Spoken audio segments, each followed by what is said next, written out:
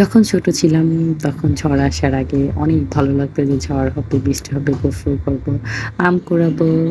Hello everyone, আসসালামু আলাইকুম। সবাই কেমন আছেন? আজকে নিয়ে আসলাম নতুন আরেকটা ভিডিও। কালকে জানি না কোন জেলায় বৃষ্টি অথবা ঝড় হয়েছে। আমাদের রাজবাড়ী আরকি বড়াট অঞ্চলে অনেকটাই ঝড় হয়েছে, হালকা বৃষ্টি পড়েছে। ফারহানা ফারিস্তা দুপুরে ঘুম থেকে উঠে আরকি পাশে আসছে। আমরা আসার কিছুক্ষণ পরেই দেখি আরকি ঝড়টা উঠে আসলো।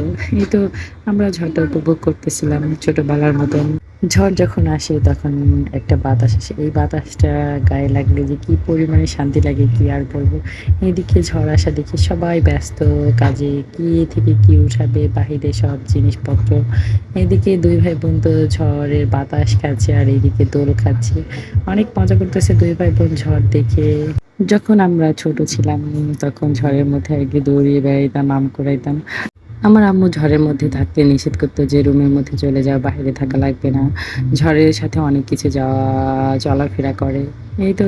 আর আমার দাদির কথা কি বলবো? আমার দাদি তো থাকতেই দিত না বাইরে। যদি নামতাম সে রাগারাগি করে কি যে অবস্থা, তার কথা কি আমরা শুনতাম। তার উপর দিয়ে আমরা আরো কথা বলতাম। ফারহানা ফারিস্তা আম কুড়াচ্ছিল। ওদের আম কুড়ানো দেখে আমার ছোটবেলার কথা মনে পড়ে গিয়েছে। যে আমিও কত আম কুড়াইতাম। এক জায়গায় করে আম্মুর কাছে নিয়ে যেতাম যে, "আম্মু আমার আচার বানিয়ে দিবা অথবা মাখায় দিবা, খাবো।" ঝড়ের মধ্যে আমরা অনেকক্ষণই আরকি এখান দিয়ে হাঁটাহাঁটি করতেছিলাম। কয়েক বোন দৌড়াচ্ছিল। তারপরে ভাবলাম আমাদের আরকি একটা গাছ আছে। আশিরা গাছের আম দেখি ঝড়ের মধ্যে অনেক পড়তেছে। তাই আমরা একটু কুড়িয়ে নিয়ে যাই, বাসায় গিয়ে মাখিয়ে খাবো।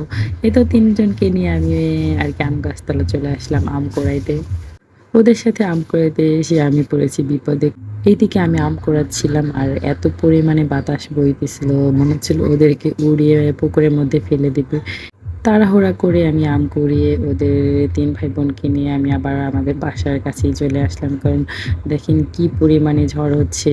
বৃষ্টি হলে আরো প্রচুর পরিমাণে ঝড় দেখা যেত। বৃষ্টি নাই এখন, শুধু ঝড় হচ্ছিল একদম মাঠ ভর্তি একদম সাদা হয়ে গিয়েছিল ধুলাবালিতে দিয়ে। এইদিকে কয় ভাই বোনকে বাড়ির মধ্যে নিয়ে আসছি, কয় ভাই বাড়ির মধ্যে এসে আম কুড়াচ্ছিল।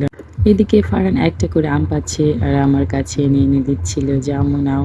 কিন্তু ফারিস্তা আম কুড়িয়ে আমার কাছে দিচ্ছে না। সে আরকি তার কাছে রেখে দিচ্ছিল।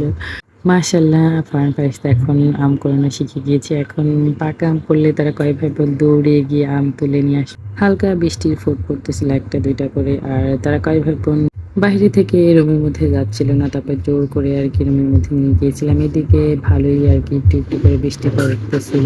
কয় ভাই বোন রুমের মধ্যে ক্যাদরামি করতেছিল। রাত্রের বেলা কারেন্ট নাই, কি করব আমি? 10:30টার সময় এদিকে গ্যাস পড়ে গিয়েছে, কারেন্টও নাই। তারপরে তাড়াহুড়া করে আবার চুলায় এসে বেগুন ভেজেছি, ভাত রান্না করেছি, মাছ চচ্চড়ি করেছি। ভিডিওটা এই পর্যন্ত কি কেমন লাগলো ভিডিওটা সবাই কমেন্টে জানিয়ে যাবেন। আর নেক্সট কোনো ভিডিওতে দেখা হবে। আল্লাহ হাফেজ।